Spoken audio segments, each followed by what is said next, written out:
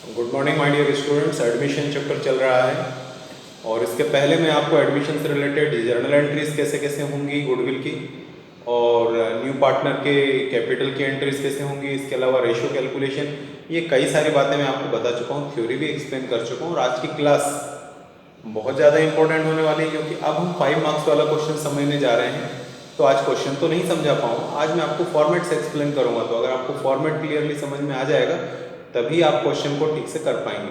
तो इसको अच्छे से समझिए। स्क्रीन पर आपको दिख रहा होगा कि हम लोग आज बात करने जा रहे हैं कि कौन कौन से अकाउंट्स हमें यहाँ पर बनाने हैं। तो मैंने यहाँ पर 3 ब्रांचेस आपको बना कर दी है। इसका मतलब 3 टाइप के अकाउंट्स हमारे पास में बनेंगे। वो दोनों ही मीडियम्स के लिए कंबाइन ही चलेगा क्योंकि प्रैक्टिकल क्वेश्चन तो हिंदी वाले भी इंग्लिश में ही करेंगे और इंग्लिश मीडियम के स्टूडेंट को तो ऑब्वियसली करना ही इंग्लिश में। तो यहाँ पर देखें आप 3 अकाउंट्स आपको दिख रहे होंगे। पहला अकाउंट आपको दिख रहा है रिवोल्यूशन अकाउंट। इसको हम profit and loss adjustment account भी बोल सकते हैं और हिंदी वाले इसको पुनर्मूल्यांकन खाता बोलेंगे। तो आपको नाम तो हिंदी में ध्यान रखना है लेकिन अकाउंट इंग्लिश में ही तैयार करना पड़ेगा। तो ये अकाउंट आपको सीखना पड़ेगा। और दूसरा है हमारे पास में साझेदारों का पूंजी खाता, इंग्लिश में हम इसको पार्टनर्स कैपिटल अकाउंट बोलेंगे। ये वैसे ही बनेगा जैसे प्रीवियस चैप्टर्स में आपने बनाया था, एक दो बातें एक्स्ट्रा हो सकती हैं।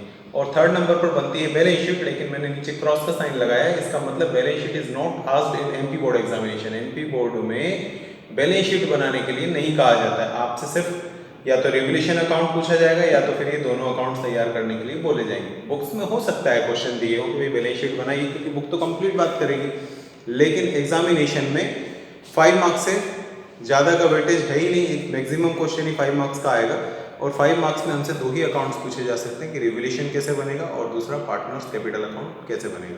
तो फिलहाल जो लेक्चर चल रहा है, जो वीडियो अपना चल रहा है, ये इंपॉर्टेंट इसलिए है क्योंकि मैं इसमें आपको रिवोल्यूशन अकाउंट बनाना सिखा रहा हूँ। और इसके बाद का लेक्चर इसलिए इंपॉर्टेंट है कि ऑब्वियसली हम उसमें पार्टनर्स कैपिटल अकाउंट के बारे में बातें करेंगे। और फिर जब अपन इन दोनों लेक्चर्स के बाद अपनी गाड़ी आगे बढ़ेगी तो वहाँ पर अपन देखेंगे कि किस तरीके से हमें कौन कौन से क्वेश्चन सॉल्व करने हैं, किस तरीके से क्वेश्चन रीड करना है। तो वो सब आगे की बातें हैं। फिलहाल आप देखिए रिवोल्यूशन अकाउंट किस तरीके से बनने वाला है। तो ऊपर लिखेंगे हम रिवोल्यूशन अकाउंट, बीच से लाइन ड्रॉ करें क्योंकि अकाउंट्स का फॉर्मेट तो यही है कि ये डेबिट साइड होती है, ये क्रेडिट साइड होती है। यहाँ लिखते हैं पर्टिकुलर्स अमाउंट। अच्छा, इतना मैं बता दूं कि रिवोल्यूशन अकाउंट एक नॉमिनल नेचर का अकाउंट होता है। इसको हिंदी में आप नाम मात्र खाता भी कह सकते हैं। एग्जाम में 1 मार्क का क्वेश्चन पूछा जाता है कि ये जो अकाउंट है, 3 टाइप के अकाउंट थे। अगर आपने 11th में पढ़े हो तो रियल, पर्सनल और नॉमिनल, व्यक्तिगत, वस्तुगत और नाम मात्र खाता। तो रिवोल्यूशन अकाउंट या दुनिया का हर वो अकाउंट जिसमें सिर्फ इनकम और एक्सपेंसेस लिखे जाते हैं या जिनसे प्रॉफिट या लॉस पता चलता है, वो नाम मात्र प्रकृति के खाते होते हैं, नॉमिनल नेचर के अकाउंट होते हैं। तो 1 मार्क का क्वेश्चन पूछा जा सकता है कहीं भी, ट्रू फॉल्स में, मैच द कॉलम्स में, फिल इन द ब्लैंक्स में, ऑब्जेक्टिव्स में, कि भाई ये कौन से नेचर का अकाउंट है। तो मैंने आपको एक्सप्लेन कर दिया। अब हम इस अकाउंट की बात करें क्योंकि इसका नेचर नॉमिनल या नाम मात्र है। तो नॉमिनल अकाउंट का रूल होता है कि जितने भी एक्सपेंसेस होंगे वो डेबिट में डालेंगे और जितनी भी इनकम्स होंगी वो क्रेडिट में डालेंगे। तो एक्सपेंस बोले या लॉस बोले, इनकम बोले या प्रॉफिट बोले, जितने भी फायदे वाली बातें वो इधर और जितनी भी लॉस वाली बातें वो इधर। तो जब कभी भी न्यू पार्टनर का एडमिशन होता है तो पुराने पार्टनर्स अपनी जितनी भी एसेट्स और लायबिलिटीज़ हैं उनकी दोबारा कीमत पता करते हैं कि मार्केट में हमारी प्रॉपर्टी की अभी क्या वैल्यू चल रही है। तो वैल्यू बढ़ भी सकती है एसेट्स और लायबिलिटीज़ की, वैल्यू कम भी हो सकती है। तो कितनी वैल्यू बढ़ी है, कितनी वैल्यू कम हुई है, फाइनली हमें प्रॉफिट हुआ है या लॉस हुआ है, ये पता करने के लिए ऑल पार्टनर्स नहीं, न्यू पार्टनर भी नहीं, सिर्फ ओल्ड पार्टनर ए और बी एक ही अकाउंट बनाएंगे जिसको अपन नॉमिनल अकाउंट या रिवोल्यूशन अकाउंट या P and L adjustment account या पुनर्मूल्यांकन खाता, इनमें से कुछ भी। हिंदी में इसको लाभानी समायोजन खाता भी बोल सकते हैं क्योंकि P and L adjustment English है तो हिंदी पता होनी चाहिए अपने को। तो ये इस अकाउंट का फॉर्मेट है। अब देखो इसके अंदर क्या क्या लिखेंगे।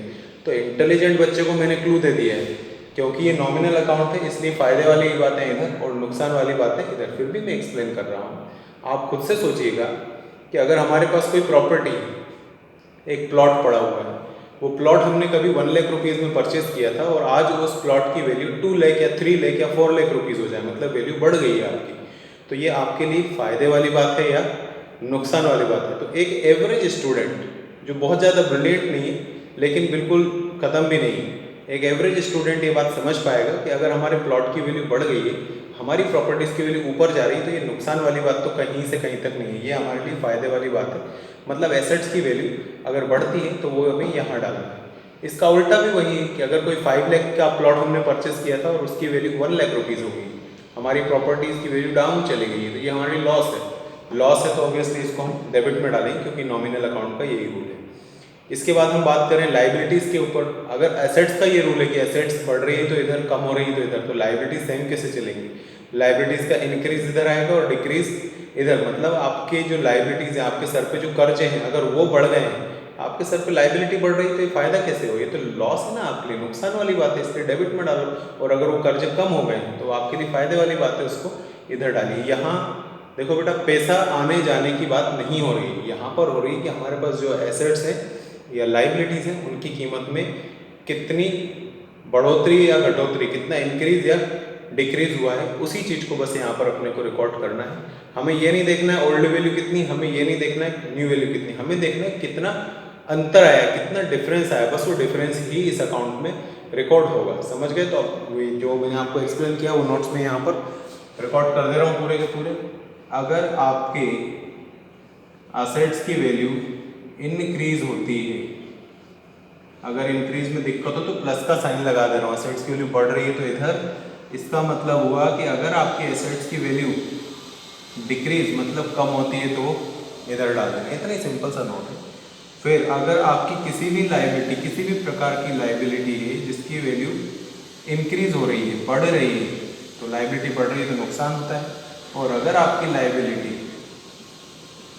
डिक्रीज हो रही है, कम हो रही है, तो ये फायदा है, इसको क्रेडिट में डालें। कितना समझ में आ जाना चाहिए?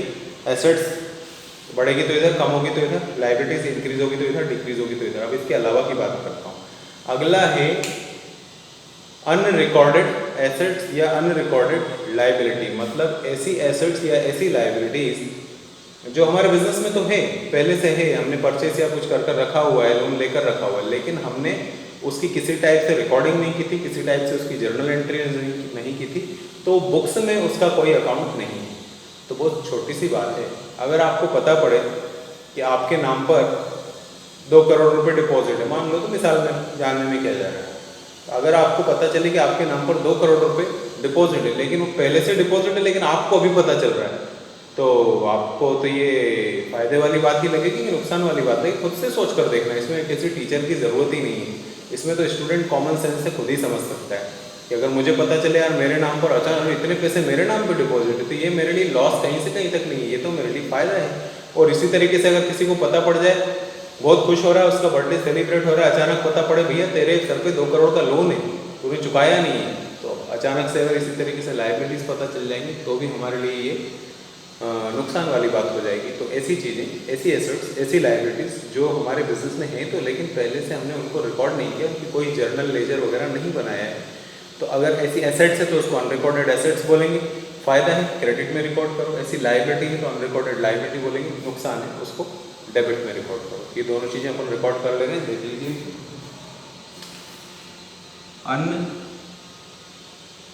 Unrecorded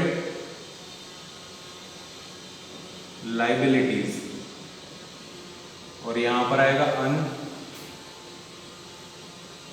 unrecorded assets.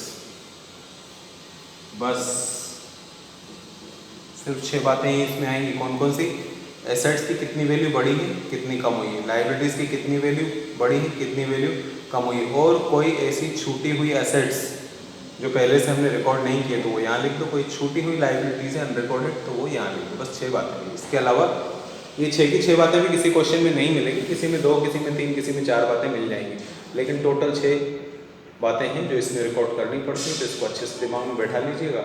काम खत्म हो गया। और मैंने जब ये अकाउंट चालू करवाया तो मैंने कहा था कि ये अकाउंट ए और बी मतलब ओल्ड पार्टनर्स ही बनाएंगे, तो इस अकाउंट में जो भी प्रॉफिट या जो भी लॉस होगा वो सिर्फ ए और बी में ही डिस्ट्रीब्यूट होगा, मतलब ओल्ड पार्टनर्स में ही डिस्ट्रीब्यूट होगा, ओल्ड रेशियो में ही डिस्ट्रीब्यूट होगा। कहीं भी यहाँ पर नए रेशियो की या गेनिंग सेक्रीफाइसिंग रेशियो की कोई नीड नहीं है, कहीं नहीं लगा है। ओल्ड रेशियो में बांटे, ओल्ड रेशियो नहीं दिया, इक्वल बराबर बराबर बांटे। तो आप बैलेंस निकालेंगे, बैलेंस अगर इधर निकला तो भी उसको लिख देना एज कैपिटल और वीज कैपिटल, ये हमारे लिए प्रॉफिट होगा, और अगर बैलेंस इस साइड निकलता है तो दैट इज लॉस, तो लॉस कर कर लिखें, और वो भी एस कैपिटल और बीस कैपिटल कर कर लिखिए। तो इतनी बातें हैं अपने पास में रिवैल्यूएशन अकाउंट को लेकर। इसको बहुत अच्छे से देखिएगा। इसके बाद नेक्स्ट लेक्चर में मैं आपको पार्टनर्स कैपिटल अकाउंट एक्सप्लेन करूँगा। तब तक के लिए इसको देखते रहिए, एंजॉय करिए।